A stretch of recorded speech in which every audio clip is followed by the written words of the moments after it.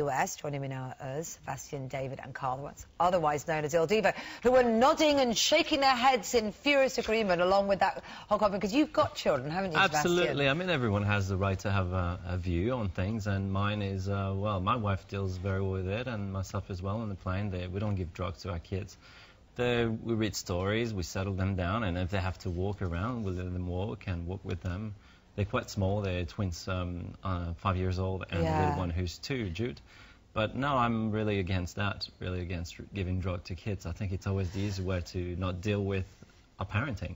Well, David, on the other hand, was giving the thumbs up, but you don't have children, do you? You've been disturbed on long flights. No. I do love children, and I think the idea of creating, as you said, a solution to an issue by just knocking them out doesn't help them deal with A, what's going on inside them, and B, dealing with real life. Yeah. You're the one that gives drugs to my kids when I'm sleeping. It's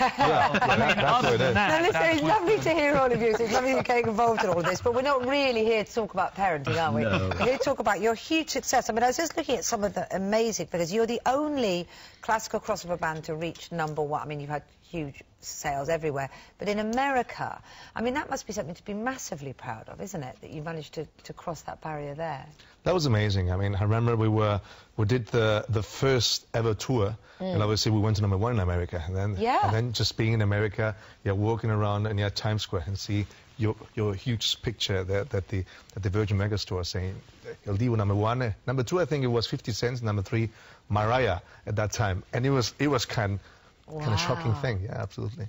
Because when do you think it started with Simon Cowell, didn't it, really? Having this idea that he could make some kind of classical crossover. Do you remember getting the phone call? How did it all come about?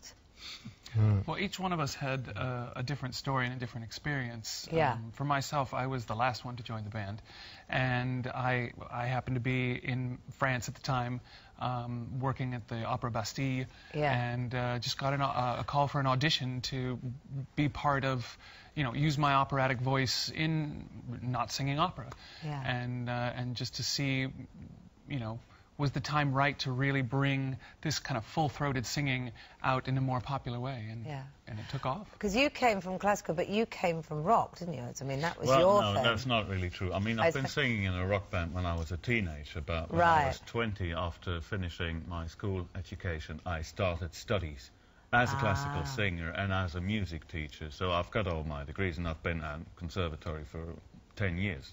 So I've been a classically trained singer. You've got your stripes. We can see that. You've got your stripes in the opera classical world.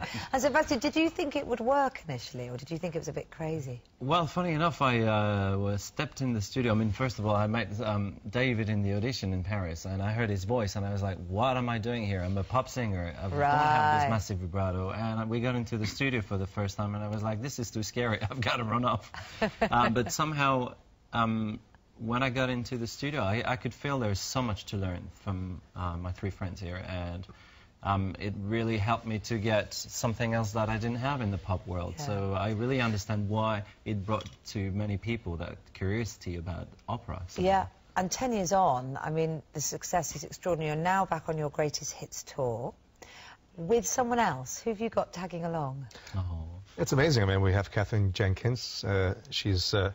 Not a bad stowaway. And beautiful. It's really hard for you. Yeah, it's so hard for me. It's so hard. Wow. But she's taken, so it's not going to do anything. but yeah, it's amazing because since the beginning, we knew each other since 10 years, but we never performed together, and it's amazing because we have a lot of fun on stage. Yeah, brilliant. And tell us about the tour generally. Is it your best works, literally, as it says, greatest hits?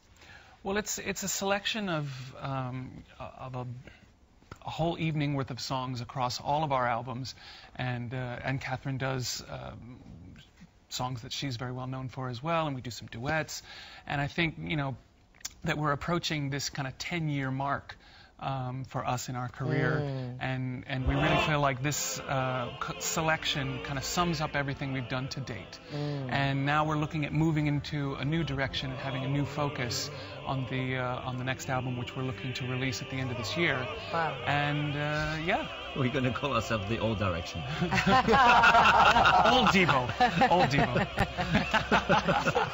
And your fans are so loyal. I mean, they follow you everywhere. They love you. They've even tried to get bits off you, haven't they, Sebastian? I'm sorry? They've even tried to get bits from you. Haven't they tried to steal items of your clothing? Oh, yes. Sorry, there's so many stories. Yeah, one of them was actually sitting on the edge of the stage. We were singing the song. Yeah. Fan obviously came to the stage and took one of my shoes, run off with it, and I auctioned the other one for A&TM with my charity, so that was quite fun. But finishing the show with one shoe was quite uncomfortable, but quite funny as well. Well, it's brilliant. Good luck with the tour. Good luck with the album. Thank you very much. It's been lovely chatting to you. A pleasure. Thank you. Time now for